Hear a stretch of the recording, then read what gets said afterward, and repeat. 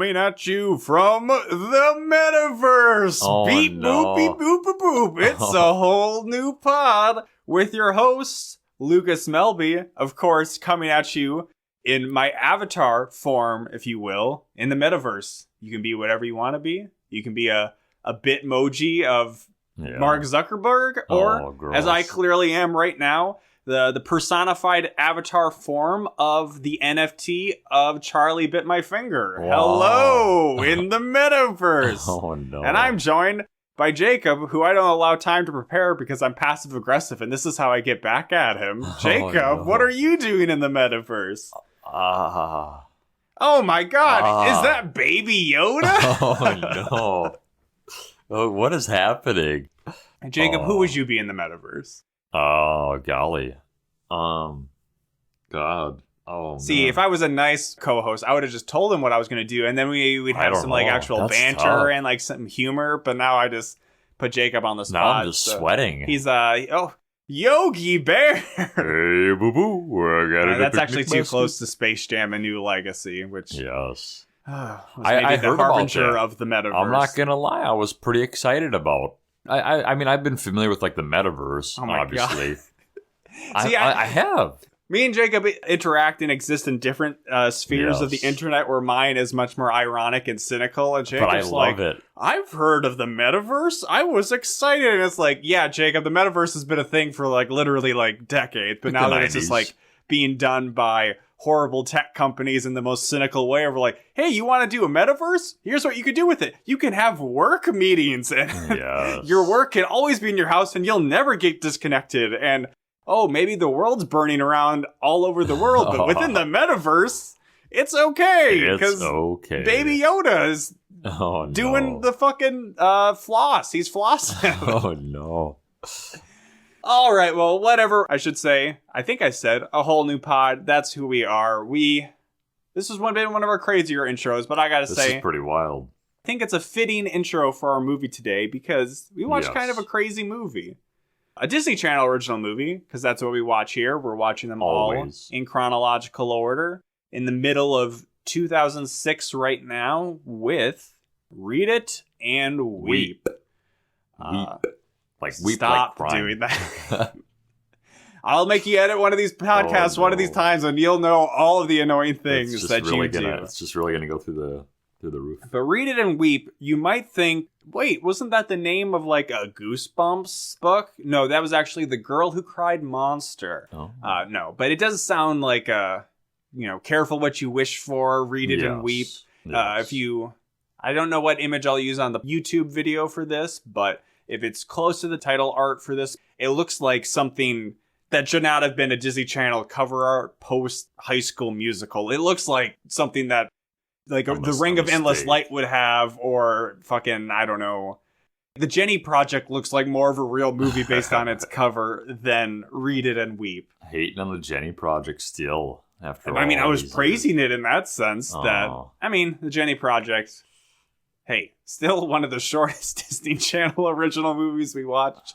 So I think that always maybe helps boost it a little bit in the rankings of when I'm doing the really low ranks. It's like, well, the Jenny Project was shorter. It was less awfulness. And there was that mailman stuff. So you know what? It wasn't that bad. But and neither was today's movie. No, it wasn't that bad. Read It and Weep. Wasn't good. No, it wasn't great. Kind of a hot mess, but in some ways, somehow it was a charming or endearing hot mess. I'm still trying to wrestle with those feelings within myself and trying to reconcile how I'm feeling. But probably the best way to do that is to do an extensive recap of the entire play-by-play of the movie. Yeah. And if you think that's probably not the best way to digest a Disney Channel original movie, then go yourself. Rate us 1 star on the Apple No, Podcast. don't you dare. No. And say, I hate Jacob's voice. It's the same person talking twice. Yeah, that still baffles me sometimes. Especially when it's like, do you hear what Jacob says sometimes? All right, so starting off, Read It and Weep. Panabaker. It's about books. And book. The opening shot we're getting. Journals. writing utensils. I think we see like a pan over a typewriter. We're seeing somebody sharpening a pencil and a pencil sharpener. Maybe seeing a tablet. Tablets in 2006. Yeah, it was pretty like we could talk about it later. This was a more future prescient than Xenon Girl of the 21st century. Yeah, no, like seriously, this is what year is this? 2005? 6. But like the tablet that the main character has, we can just talk about it now. It doesn't really matter when we talk about it. Main character Jamie Bartlett, yes, played by Kay Panabaker, and she'll have an interesting co-star of her older sister Danielle Panabaker. Yes, Danielle we have seen in Stuck in the Suburbs, correct, and Kay we have seen in the lesser film to both Stuck in the Suburbs and Read It and Weep. Life is Rough. Sorry, Kyle Massey, who may or may not be a child predator. But I want to talk about her little lappy thing. Yeah, it's a tablet laptop combination. She can type on it. She's like connected to the internet. She's doing some like kid pics drawings. She's like connected to Wi-Fi on it. Yeah, she's like was Wi-Fi a She's thing? using like a wireless printer. She's got a home network set up or something. But she can like draw on it. It was pretty. I didn't realize it was a thing. It must have been a thing. Some aspects of it did still seem like fake movie tech, but like as far as the drawing, I don't think that would have been something they could easily have faked. Man. I think it was just like, this is a real product, and I don't know, maybe it was just like insanely expensive or something at the time of like when the iPhone came out, people were like, why would I want to use a touch 16 screen? years ago, we would have been like 11. Who wants 12. a touch screen? Buttons are awesome. But then everybody's like, why would I ever use buttons? I want a giant ass screen. So maybe it's something that people were trying tech-wise back then and just didn't take off. And maybe that's why it's in this movie, because it was really cheap then, because it like went the way of the Palm Pilot or something. Yeah, that's possible. It was cool though. We were big fans of the handheld. Yeah, we were fucking marking out. We were hooping and hollering. Fuck yes! Yes, drawing it. More. I love predictive technology. I love the metaverse. I do. And I think it's maybe been a bit, but we're getting some classic DCOM stylings and trappings with. We're getting a main character narration who's really spelling it out for us.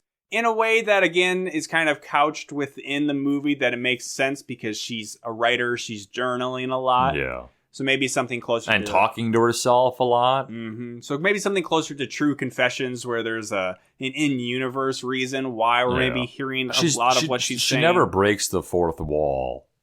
Yeah, probably. But in some ways, you could argue that she's always breaking the fourth wall. That's true. She's not doing any Quint stuff here. There's no trickery. No. Unfortunately.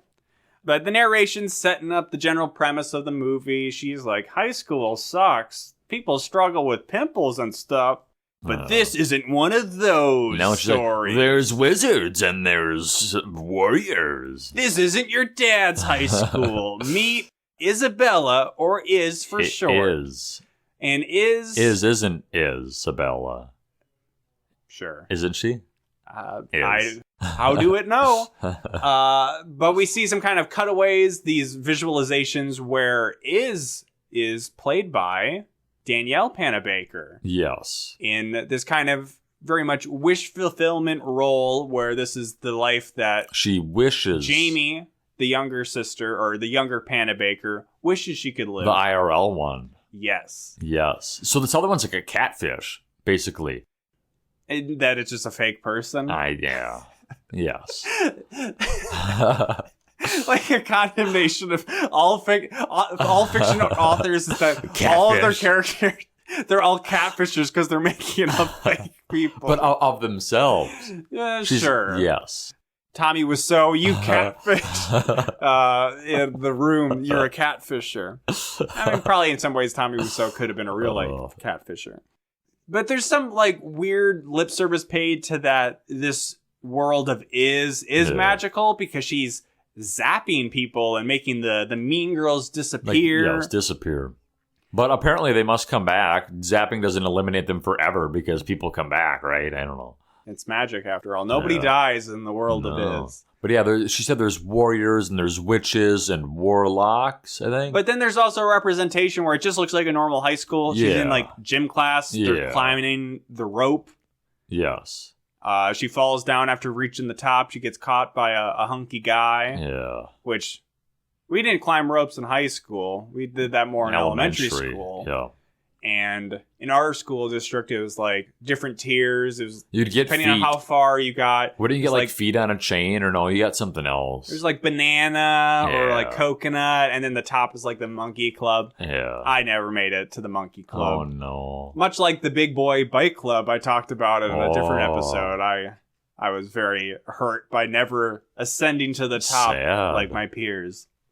So yeah, we're getting cutbacks and forth between the fictional world and then her own high school, and seeing some kind of parallels between. So we're getting introduced to her friends, who main characteristics is they're like hippies. They're hippies. They're all about girls protests saving the against animals, animal testing, and save the world kind of stuff. That sort of stuff. Protesting, yes. I don't know if we actually see their representation within the fictional world. She describes them, or they ask, which are you? And they're like the noble, but they're positive. They're not like negatively depicted or anything. But then we see the popular girls, who I think she just calls the populars, who in the real world are led by a girl named Sawyer. Yes. But in the fictional world, her name is Myrna. Which, if you can become popular with a name like Myrna. More power to you. I've only known one Myrna in my life. She works at my current place of work, and she is a bitch. Oh my God, Myrna, sorry. She's also like 60 years old. Okay, fuck you, Myrna. As somebody who's named Myrna just has to be. They're always like Benjamin Button. They just came into the world as old and wrinkly. Come here, baby Myrna.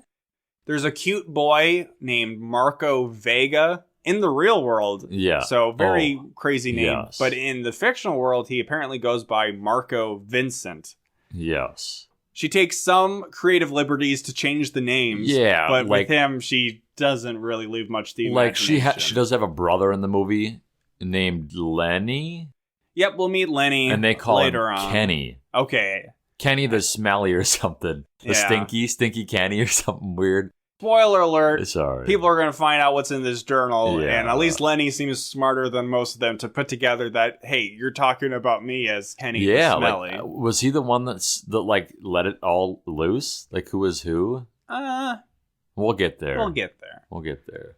Also, along with her journal that is also like a story. It's weird. Well, she's drawing. She's doing drawings with the tablet. Yes. What I get is like the impression of, especially when it becomes like a published book, that it's very kind of Diary of a Wimpy Kid sort of thing. I say not having read any of those books or watched any of the movies because it was a bit past our time. Yeah. Now, Captain Underpants, I can tell you about those books. Did not watch the movie though. Anyways, her final opening narration ends with, spoilers, this is a story of how my journal became a bestseller. This movie overall is a bit messy with... Very. And we say this a lot, but there's a lot going on here. There is a lot going on, and like, I don't know, it almost feels like there's like, I don't want to get too far ahead of ourselves. I don't know, there's like it's almost two different worlds. Especially heavier in the beginning that we're getting the cutaways to like the fictional world and then the real world. But like we mentioned too, right before starts to turn into like a psychological thriller. It is. It's weird. It is. It's like two different stories, but like we don't really get a lot of her alternate self. Like not a lot. No. But even when it's between, it's like when I say when it's between the two worlds, it's not necessarily her like imagining all this stuff, but it's just her just turning into kind of a bitch. Like she just gets like kind of bitchy. You know, Jacob loves talking about when the girls in these movies are bitchy. I don't know. But does that make sense? I don't know. I think it will as we move along. Yeah. And the last character that is worth introducing is, my notes say, the boy that she doesn't like, which isn't necessarily true because she's friends with him, but she doesn't see him romantically, who is Connor, who I don't remember his name as an actor, but he stays in the Disney Good Luck sphere. Charlie. Yeah, he'll be in Good Luck Charlie. The Minutemen is a decom coming up in a couple years. But at first I was just like, nah, he looks too bland to actually be a character in this movie. But then he started talking and I'm like, oh, okay. The hot boy, Marco Vega, he also kind of looks slightly like Freddie Prinze Jr., just with shaggier mid-2000s style hair. So I think that kind of establishes all of our main characters, and then, well, actually, that's not true. The parents? They go, major location in the movie is Ralph's Pizza Shack, which is owned by Mr. Bartlett, or should we say Mr. Stevens, because he is the dad from Even Stevens. Jacob, in his excitement, was like, where's Even? Where's Even? The famous Even Stevens character. Because he is Stevens. He is the Stevens. Yeah. Steven. But there's no character name. Like, no. The name Even Stevens comes from the Stevens part, and then just it's a phrase people say. I was tripped up. I couldn't help myself. In a kind of decom trope inversion, instead of a mom being the person who makes gross food, Ralph Papa in his Pizza Shack makes Ralph. Yeah, you might be Ralph, and after like having pizza foot, chicken foot, pizza. He makes like chicken fig foot, pizza, prunes. Oh yeah, prunes maybe. Prunes, pate.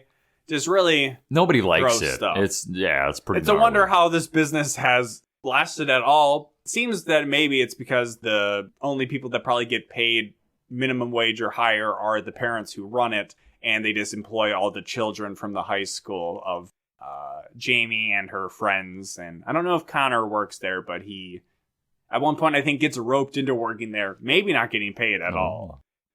So, good on Mr. Even. Mr. Even. Mr. Even always gets his. Oh, and then there's a bit where the popular girl Sawyer's there getting a pizza, which is weird because, again, it's gross pizza. There's at one point where she's serving a pizza and like people run out of the store because it smells so bad. But Sawyer, the super cool popular girl, the Regina George, essentially, of this movie, doesn't know Jamie's name, even though they're in a bunch of classes, lunch, lockers right next to each other, blah, blah, blah, all this stuff. That won't last forever, though. No. Everybody's going to know Jamie's name soon enough. And like you said, like this movie came out after Mean Girls. I don't know, like... It was a good 2 years after Mean Girls. Yeah, so I mean, like, it's tough to say that there isn't inspiration. 100%. As I said, it's tough to say that there isn't. As a big Mean Girls fan, I was getting some major vibes of Mean Girls in this. Yeah. Then Jamie has a sleepover with her friends, the two girls, and one of them encourages her. To enter a writing contest. It's really confusing, because I thought it was a writing contest, but then what she submits ends up in like the school newspaper. But then where does it get picked up? Yeah. And who knows? Whatever the case is, I don't even really know what it was about, but it's like it'll be in like Educational Monthly or something if you win. But she's on her tablet. She's got her desktop icons of her journal and her essay or whatever. But they're watching this soap opera, this steamy soap opera. And she like clicks it, and then she like starts dragging it towards something, and then she clicks the other one. Oh, so actually, it's really like so contrived of how all of this happens is because she tries to print what she wants to submit. And it doesn't work. But she has a printer problem.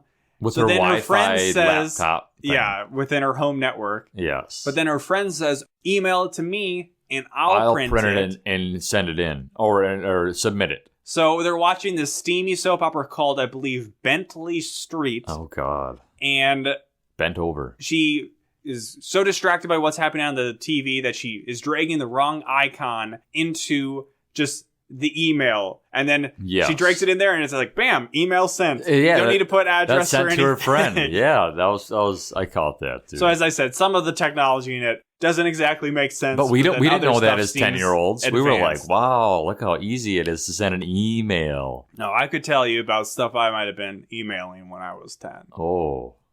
Quick aside here. Whoa. At Jefferson Elementary School, where I went to elementary school, in 5th grade, we had email accounts. That is just kind of like a skills building thing, and you'd send little emails to your friends or whatever. Haha.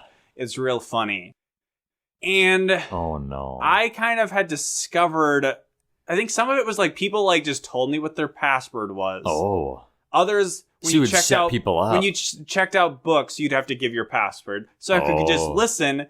And then I think I kind of just put together that everybody's password was like their first initial of their first name, first initial of their last name, plus like some code afterwards that made sense to me. Yeah. So I was essentially, in my eyes, You could able hack to anybody. hack into You were hacking people's email accounts. And you were sending shitty messages to other kids. So what I did is I sent Oh my God. emails, coincidentally, between probably two girls I both had like crushes on, but I sent an email between them Lucas? saying, I hate you to the other person. God. And it became this huge controversy. Whoa. Ironically, I actually Did you fess had the up? email password for both of them, so I could have like gone in and deleted it before I got in trouble. But what happened was, because hey, I'm a cool hacker boy, I was bragging to, I'm crushing on all these girls. Oh my God. So I'm like bragging to this other girl, and she ended up ratting me out. Whoa. And I remember seared into my mind a badass moment in 5th grade. I'll have to get these names afterwards. That it was very close to the end of the school year, so like I almost got away with everything. But I think it might even been like the day before the last day. Yeah. I got called to the principal's office, and as I was walking up to leave the classroom, like somebody's like, "It was you." Oh no. Yes. And then I went to the principal's office, got in trouble, and cried about it. Oh my God. Since it was the end of 5th grade and we would be moving on to a new school for 6th grade, there was going to be this big end of the school year like party for everybody. You couldn't go? I was still allowed to go. Oh, okay. But then when my parents found out, they grounded me for like a month of summer. Oh my God. And then I think somehow my brother, Brody, I somehow roped in where I'm like, hey, he knew some of this stuff too, so he got grounded for like 2 weeks. Wow. Oh my God. So, yeah. Did that ever come up after that, after 5th grade? Did you ever joke with the people later on in life? Maybe a little bit. Well, I don't know. You're very ashamed. I was generally a good kid, but there was moments when I was devilish. bad, You were that naughty. was very bad. Oh my God. I hate you. Kill yourself. And it was just that. It was just like, I hate you. And it's like, oh my God, how could you say that to me? That's funny. So nothing even that crazy. But let's get crazy. So yes, she sent her journal to her friend. Her friend goes to school, prints it out, submits it to the school newspaper teacher or whatever.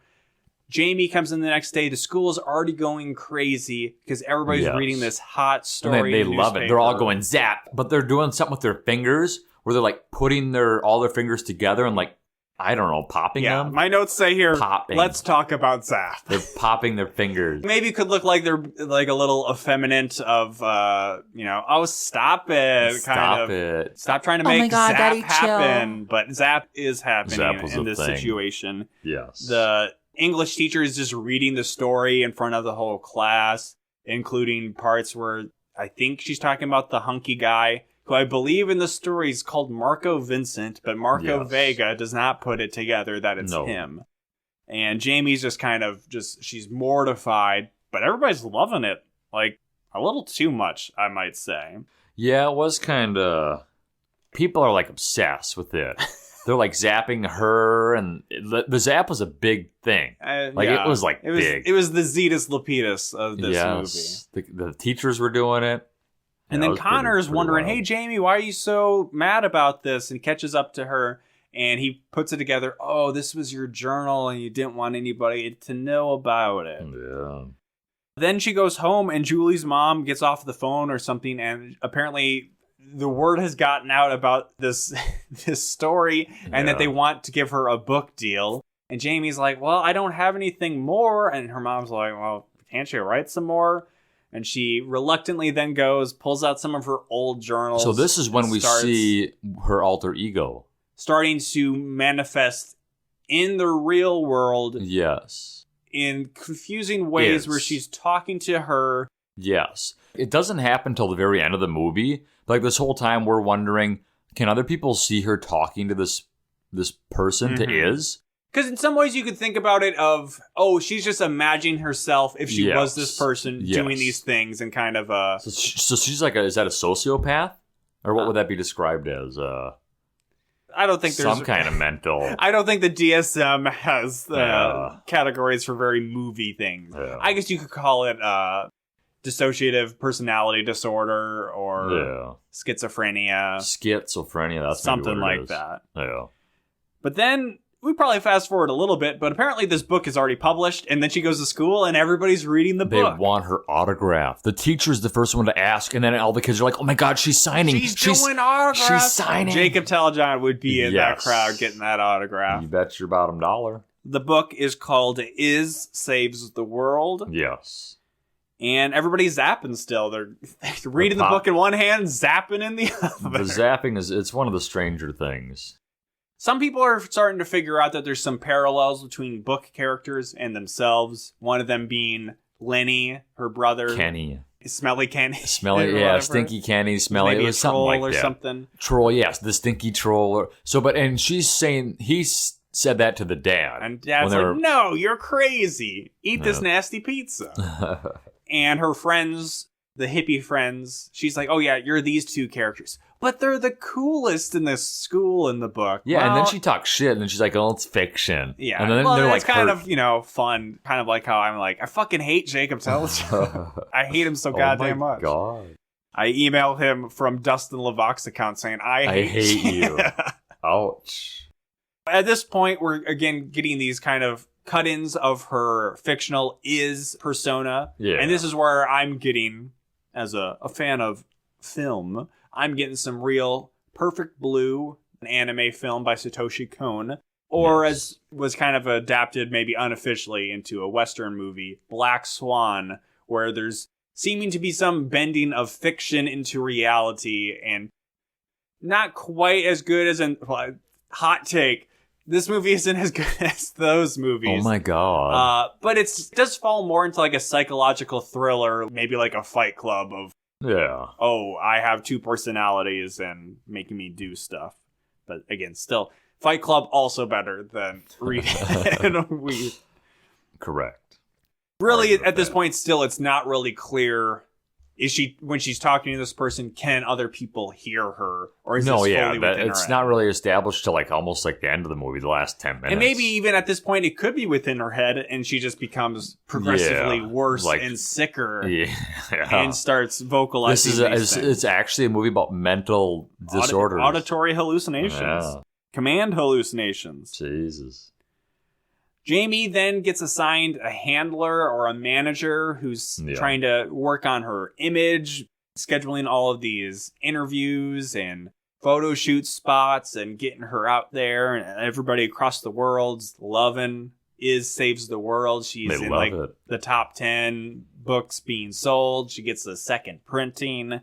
It's all happening so fast. Speaking of something that happened so fast that I maybe thought about leaving it out, but in some ways, there's some funny bits about it. There's a dance coming up, and that'll become important as the girls join. The big game.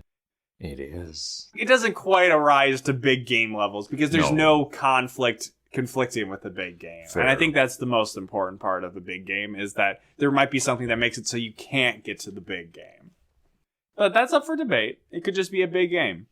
Because we do have those in plenty of these. Yes. Anyways, the girls will eventually join the decorating committee. But Connor, he's like, oh, I really want to ask Jamie to the dance. And he goes and talks to his brother, who looks to be like 30 plus years old. He's old. And he's working on a truck or a car got or whatever. Really dirty truck. Yeah. And Connor's like, hey, can you drive me to the dance when it happens? And he's like, the brother, nah, bro, fuck off. Why can't Dad take you? And he says, Dad's super uncool. We never see his dad in this movie. No. And it already felt weird that we were seeing his brother. We never got that establishing shot of how dorky his dad is, or, abusive his father is. We never get that. But essentially, they cut a deal where Connor agrees to do nasty chores for him, like washing his laundry, his underwear, his truck. And as the movie goes along, we'll keep seeing these cutaways to Connor doing these chores around his house. And his brother just smiling in the background. Yeah, like dirty laundry. I just liked the detail about the dad being so uncool. Apparently so uncool he couldn't even be in the movie. No. Put a damper on the mood. Exactly. Here we also, very important to know that Lenny is being built up as a musician because he's strumming his guitar in the other room across the hallway from Jamie's when she's hanging out with her friends. And her friends are all, like, really into Lenny on the guitar. They love him. And he does eventually play real songs, but at this point, it's kind of just like... Yeah, I don't know why it's like one note. I don't know why I did Under Pressure there, but it's like if somebody just went Under Pressure, and that was it, and they're like, "Oh my fucking god, he's really so good. He's so good." And then at that point, I think Jamie was kind of like, "Yeah, he's good, but what? We can't really tell him. He doesn't listen to any of us. He doesn't do anything with us. He just hangs out in his room." But she'll change her tone about his music soon. Yeah. Then we get a montage of all kinds of TV interviews. It all culminates with, I think it's supposed to be some kind of like MTV show. I didn't watch a lot of MTV, but it ends the interview and then there's this big wrap-up party. Her mom's there. They're freaking out about the shrimp cocktail and different celebrities. Her mom is dancing with like Michael Jackson's father or something. Just a guy who had the name Jackson and had a cowboy hat on. Yes. Or was it a fedora? I don't know. Then there's some weird setup where there's a dog running around and Jamie is excited to see the dog because she's too awkward to talk to anybody herself.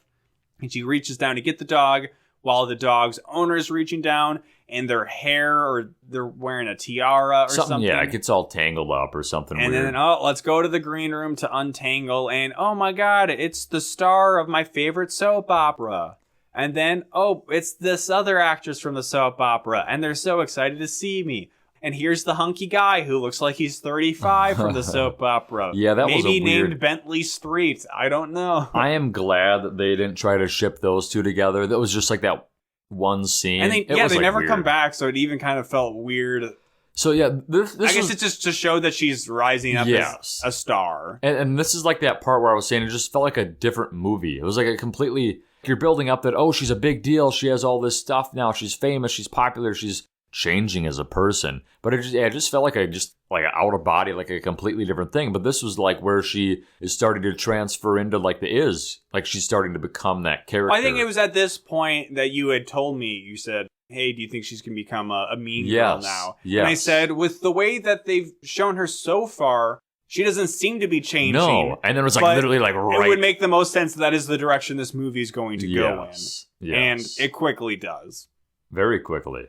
She's in a limo driving around. She's calling her girlfriends to get the lowdown on the decoration committee for the dance and how that's progressing since she's not around to help out. And then at the end, Connor's trying to get in and talk to her. But, sorry, I gotta go, Connor. I got important rich person stuff to do or whatever. Rip. Oh, Connor. Rip. Cue the Charlie Brown music. Da da da da da da da da. Da da da da da da da. That's not the truth. I also let that go. I'm trying to find my place to my notes. And so they just broke in my mind to let you just keep doing that for so long. Well, I was stalling. I was stalling for you. I know you were looking. I was going to keep going. All right. Podcast over. Episode done. I think in part of that conversation we hear, I didn't really set up that Marco Vega was dating Sawyer, but Sawyer has broken up with Marco Vega. Yes. Oh, man. And then she's just starting to turn into a popular girl because she's talking about all of these exciting celebrities she's met. She's bragging to other people at lunch. Her friends are like, sure, you can go sit with the popular girls. And she does. And Traitor. She starts being like, no way. Yes way. Yes, and that's the clearest sign that somebody is changing. They're changing. Oh. Quite scary. And she has a moment. One of her friends says, you had a moment with Marco in the lunchroom where, I don't know, they bump into each other and lock eyes. Connor is immediately concerned about this. And I guess he should be because Connor, bit of a short guy. Marco Vega, pretty tall. And I've been told that people like that, girls like that. Luckily, I am a 6'3" Chad. So you can tell it's all going good for Lucas Melby. Yeah. Yes. Yes. Cue the Charlie Brown music. Da da da da da da. That's still not the one I'm looking for. What do you... Wow, wow. No, it's like... Do do do do. Oh. Anyway, she continues to act like a completely different person. Just That's again, a Christmas one. She's no longer working at the pizza shop, and her friends are like, then why the fuck are we working here? True. Well, probably so that you get paid, which she doesn't need to because She's got book money. She's getting that book money. She had that. She's basically paying her friends because she's supporting the family business pretty much. That's true. She has some more drama with her friends about like the decorating committee that she's not really helping out with it. And that Marco he's stopping by the pizza shop where I think Connor has been roped into helping out because it's so busy because everybody wants to go to the pizza shop because Jamie's dad owns it. Even if the pizza's super gross, they just order pizza so they can be there and then don't eat it. Marco's like, hey, where's Jamie? And Connor's like, I don't know. Well, did she get asked to the dance by anybody? I don't know. But you probably shouldn't ask her. Why? I'm super hot and you're lame. Oh, shit. Okay, I guess I'll tell Jamie if I see her. That's basically how it went, right? So then Connor gets a pep talk by his brother about, hey, fucking just ask that girl to the dance. You get in there, you fuck Marco Vega. Don't let him get in your way. So he's gotten all this hyped up energy. He's running into school and he gets immediately cock blocked by Marco Vega. Yeah. He actually gets knocked to the floor. He goes down. And then fucking she puts her damn boot on his chest. High-heeled boot. She's pinning like, him to the ground. Hey. And then she just like, shut up. He's trying to talk to me. Well, she doesn't say shut up, but it's very rude. She sticks his boot on his chest and pushes him down. Marco asks her to the dance. Yeah. And she says yes and goes like, oh my God, Connor, can you believe it? Yeah. Ick. She's gross. We don't like her now. She then has a face-off with her fictional alter ego. Remember, that was a thing? Yeah. And this was one of the weirder ones because her alter ego is on a cell phone. And it seems like I thought she was maybe talking to her friend. She's saying something about like, I hate pizza. And it's like... And then she's like, I love pizza. Did she actually... Did that phone call happen? And was it her doing it? Jamie? So that wasn't really cleared up. But then Jamie, she is very funny. I love pizza. I don't hate pizza. Yeah. Which, very relatable. That is a good question. Like, yeah, but like we don't know like when it crosses, it doesn't establish it whether or not it's just like in like her mind or if it's like real. Yeah. But I think all of it's real. I think it's like actually happening. First thing first, it's the realest. I think it is. I think it's all happening. So then she goes on some kind of morning talk show and essentially has a breakdown during it.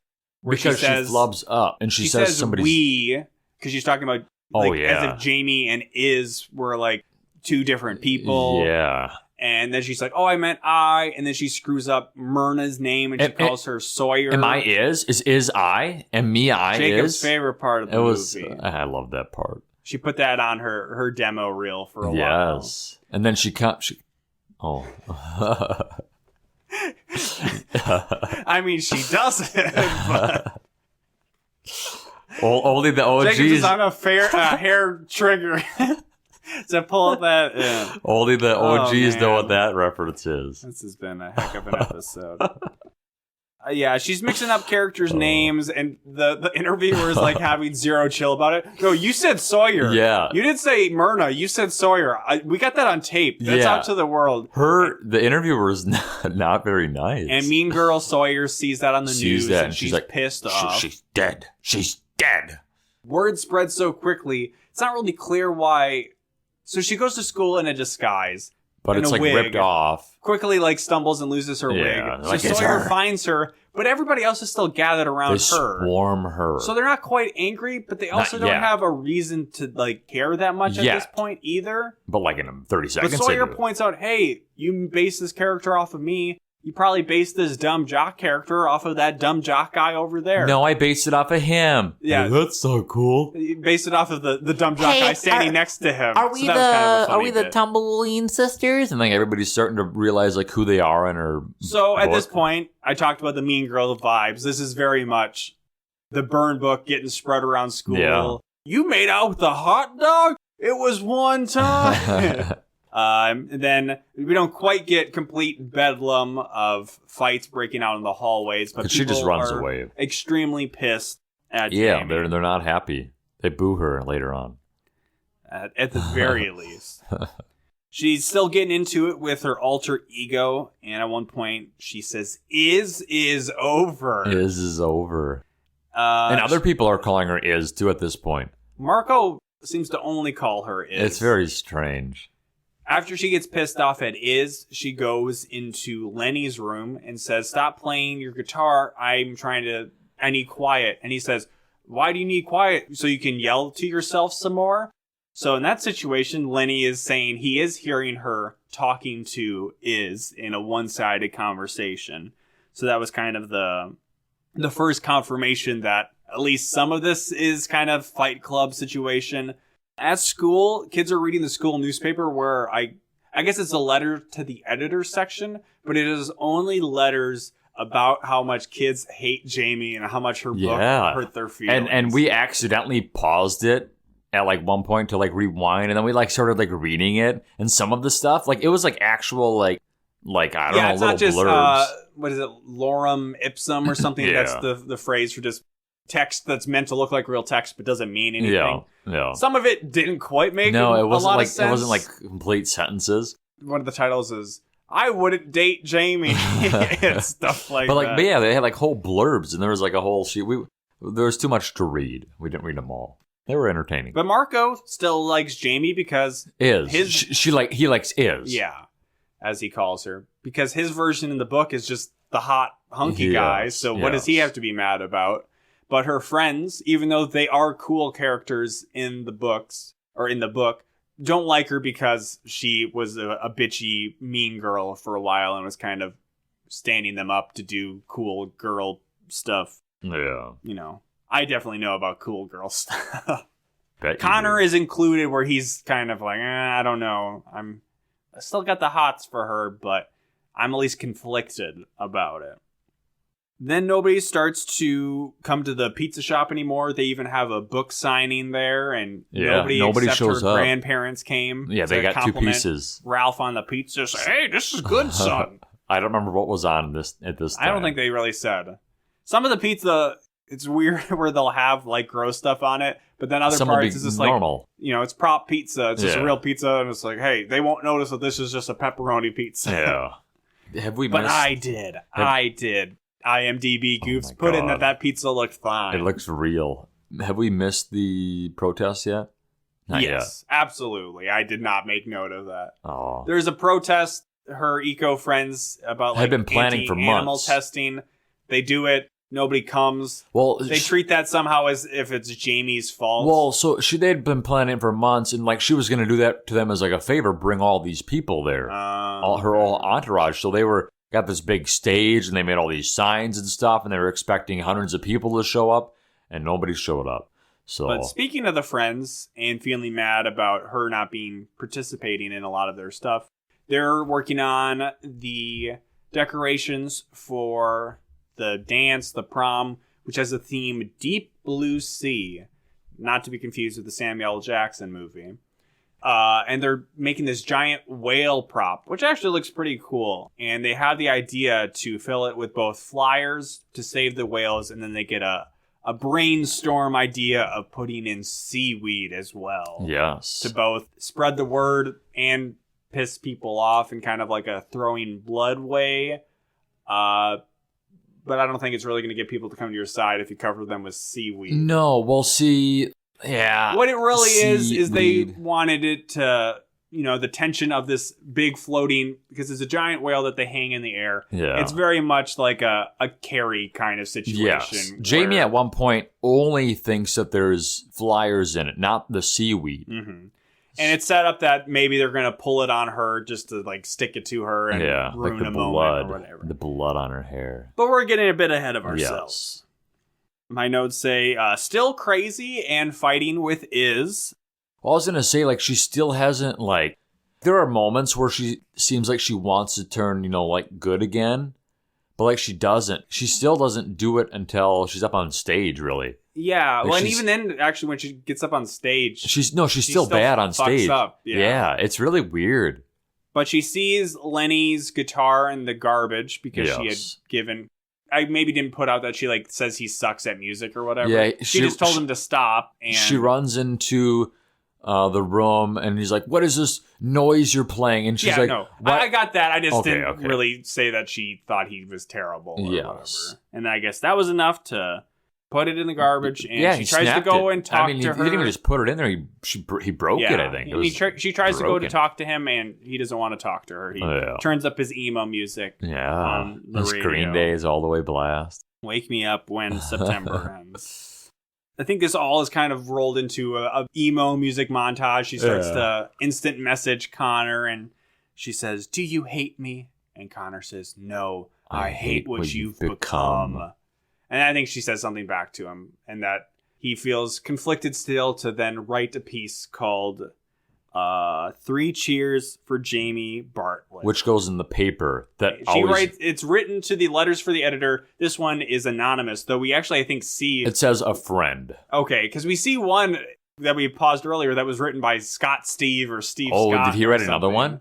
No, but I'm just saying, like, there are real names attached to it. Okay. And I thought I would read what this one was because it was so dramatic. So, 3 cheers for Jamie Bartlett. We are geeks and jerks and jocks and all those things that Jamie wrote about, even if we never admitted it to ourselves. Don't be embarrassed she saw who we really were. Be embarrassed we never really saw her. So I think that's maybe an abbreviated version. There's something about, like, we wear masks and she saw through them. I'm like, what? How are you turning... Did you take a picture? That we never saw her? Just that I Googled 3 cheers for Jamie Bartlett. Oh my God. Something, I think it was on like a Tumblr or something popped up. So I think that's dumb. That this is somehow like a dramatic thing that, we never really saw her.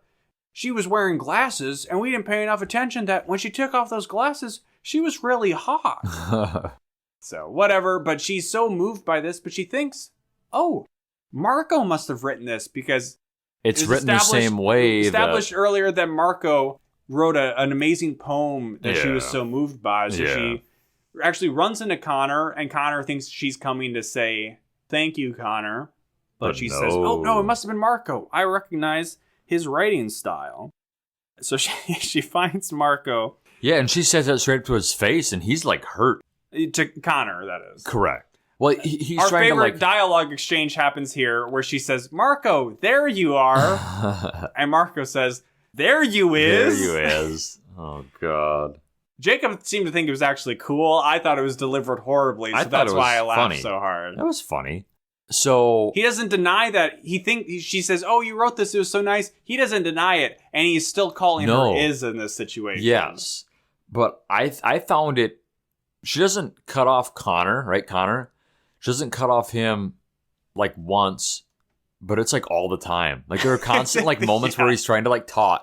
When he wanted to ask her to the dance, when he wanted to tell her that it was him that wrote this, when he like there's like many times. Yeah, this becomes.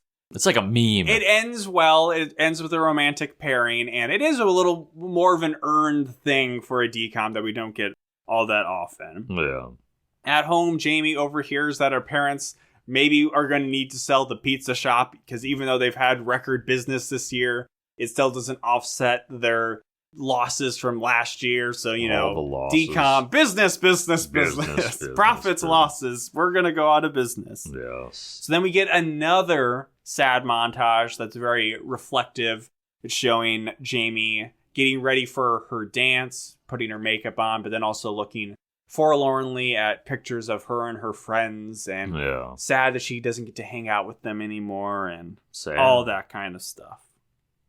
She shows up to the dance with Marco, who continues to call her Is. Even though she tells him not to. They're greeted at the dance by some teacher who's like, "This is all..." The English teacher. Yeah, who's like gushing over her. And him. Yeah. And she sees her friends, including Connor, and they leave and don't want to talk to her. Yeah. And in this moment, through some reason, Marco owns up that, hey, you thought I wrote that poem? Yeah. Nah, you think I'm a fucking nerd? I paid that dumbass Connor to write it. Yeah, what was the reason he just mentioned that? I mean, like, I think it was there something? He said, my friends are like, they're so amazed that I'd be dating somebody who's so smart. And she says, "Oh, well, you're smart too. You wrote that wonderful poem. You write poetry." So I would never write that shit. And so then she's putting together, Connor wrote the poem and he also wrote that letter to the editor. So she's going into the dance to try to find him, but then she starts to argue with Iz. I feel like that's happened in other movies. That exact, like, oh, you did that, not this other person. I feel like that's... Oh, sure. Absolutely. Many times. I'm just trying to think of an example, but I can't. I mean, it's done so much. You decide one, listener. You decide. You pick What's one. your favorite? But in this situation, as she's arguing with Iz, we finally see her talking to blank space. People are starting to look at her like, what the weird. Fuck? This girl's weird. She's finally cracked. This girl tripping for real. For real. And yeah, she's come to the realization about Connor. She's trying to track him down, but the English teacher, who I guess is also the head of like the dance committee or whatever, she goes up onto the stage. And she's like, well, we have a big thank you. It's not homecoming or prom, so there's not a really clear reason why to make it a Carrie situation. Why she would go up on stage? She's like, we want a big thank you for someone who did all these decorations, did all this. You know, she did it all. She's brought all this good stuff even to with school. her busy schedule. Yes. Brings up Jamie to talk at the front. And like her friends, you know, her friends should have got the credit, right? Her friends did all the decorations. Like, what is this bullshit? So they're going in a position, pull the rope to send the whale to empty out onto people. Empty out. But then they're like, all right, maybe we'll let her listen. We'll let her talk. Let her say her piece. Is in her ear. Yes. Saying, hey, you can still win him over because people are booing her. They're like, well, we don't want to see Jamie. Hey, tell him about the book sequel. Sell that to him. That'll get her excited. And she does it. Like, she's still shitty now. She's like, yep, thank you for your appreciation. The book series. The sequel's coming out soon. Boo, get off the stage. There's one voice in the audience who's really He says funny. like 2 or 3 comments. I can't remember. They were humorous. And then there is one stray flyer that floats down from the whale. And then Iz says to it, look at your friends over there. Their hands are on the rope. That whale must be filled with flyers. Call them out, rat them out right now, and you'll be praised a hero. Yeah, it becomes this really forced, dramatic moment of choosing being book person or choosing your friends. So then, in this moment, she says their names. She calls them out and apologizes to them. But like we as like viewers didn't know like right away, oh, is she just going to like rat them out? Or is she still really crappy? Yeah. And she says, hey, it was my private journal, even though I changed all the people's names in it, and nobody was meant to ever read it. Yeah. I don't know. Everybody's special. Or she calls blah, them blah, up. blah. She calls them up to the stage, right? They go up to the stage. Yeah, I think so. And then she leaves the stage and she goes to the rope, pulls it. Or I don't know. It might have said something else. I don't know. Something like, hey, I want to celebrate what everybody's good at. We're all, fucking lame lip service like that. Yeah. She says, hey, these decorations are actually my friends. They're really great. Lenny can also play the guitar. Yes. That's it, though. Those are the only good things I can say about people. Yeah, and then she pulls it, and then things go fucking haywire. It's almost like the end of Carrie. It's just pretty wild. It's a whale spitting out mostly flyers, but occasional seaweed. Like, if they would have played like horror music, it would have fit. If they would have played horror music, because this whale is swinging around violently, it's spitting out seaweed over everybody. It's actually very controlled, though. It's like, the teacher, seaweed. Yes. Marco and Sawyer, also seaweed. Yes. Her friends get seaweed, but they're kind of into it. Marco got the seaweed. Marco coming. Liked the seaweed. He also did like the seaweed. He was into it, too. Her buddy, her boo thing. Did he? So she's made up with her 2 girlfriends, but Connor had slipped out when she was going up on stage because he's like, I've had enough of her bullshit. Yes. I'm out of here. Yes. She catches him right as he's about to enter just the coolest truck with the coolest brother driving it. And he's like, oh, what does she want? And the brother's like, fucking just find out, man. And he gives good advice. Yeah. Well, yeah, he did. He convinced him to show up there and man up, but, it's finally fruition. And she says, hey, I actually only liked Marco for his poetry. Which is yours. It didn't have to do with him being tall, dark, and handsome or anything like that. So then they kiss. For once, a decom kiss that feels a little more earned. Yes, definitely. And that's not the end of the movie, because we go back to the dance. Fucking Jim Jam time. And everybody applauds her. They're so happy. Well, yeah, the teacher's about to, give her hell. Yeah, but then everybody's happy to see her, so she's like, I'll give you detention tomorrow, on Monday. Yeah, whatever it is, yeah. And then Lenny, he's up on stage. He's like, sis, I got you. I might be a nerd, but rock on. And then he shreds on the guitar, plays a pop punk song that we tried to Shazam, got no hits on, but I'm still convinced that if I put it in the YouTube outro, we'll get in trouble. There was a Jordan Disney Pruitt. will find me. There was a Jordan Pruitt song at some point. I don't remember what that was one of the emotional montages. Yeah, I think. Jordan Pruitt. It was a song. It was like 77 on the top 100 at one point. Thank you, Jacob. That's all I remember. Lenny's song is pretty good, and then they're dancing, they're hopping, they're hipping. It's still not the end of the movie. It's still not over because then they all go to Ralph's Pizza. Yeah. Well, that still wouldn't save it even if all these kids are there. So the pizza place is going to close. Yep. So we see, those two walking up, and they're like, "Oh well." So Lenny's like, "Shit, everybody's here. I got to help out and back making pizzas." He's covered in seaweed for some reason. Yes. And then he takes off his jacket. It lands on the pizza. On a pizza, and fucking people love it. Throw it on the pizza. They fucking love it. They're eating the pizza, but they're not eating the seaweed. But they love it. I actually feel like they maybe have put seaweed on the Mary-Kate and Ashley pizza in that video. Anyways, pizza. Everybody loves the pizza, and I think that is implied that seaweed pizza then saves Ralph's Pizza Shack. Yeah, they love it. Everybody loves it. So yeah, it's safe. People are going there to get their seaweed pizza all the time. They stole the seaweed off of sushi or something. And then one last narration bit talking about, everything's all good, hunky-dory. Yeah. And then it ends with a page coming off of a printer saying, "The end," added to a stack of paper that has a title something like, "How My Journal Became a Bestseller." So that was breaking the fourth wall. In a way, because Jacob's like, "Oh, is that a sequel?" And I said, "No, Jacob, that's what we're watching. The movie we just watched." That's the movie. And that was Read It and Weep, which honestly, I don't think that title's very good for this movie. No, I don't know what it means. It's something people say, and they're like, "Oh, it's about a book." Read it and maybe weep. Some people got mad at it. Some people say that when they put out a good hand at poker. Read it and weep. That would be an accurate use of that. You can put that in the Urban Dictionary. Okay. It's set up for it. Yeah, I don't know. I don't know. Read it and weep like it is what it is. Is that what it means? It is what it is? Yeah, it's just kind of like here's suck the it. Truth. Yeah, I guess, but then this isn't the truth necessarily. No, it's like a fictionalized version. Yeah.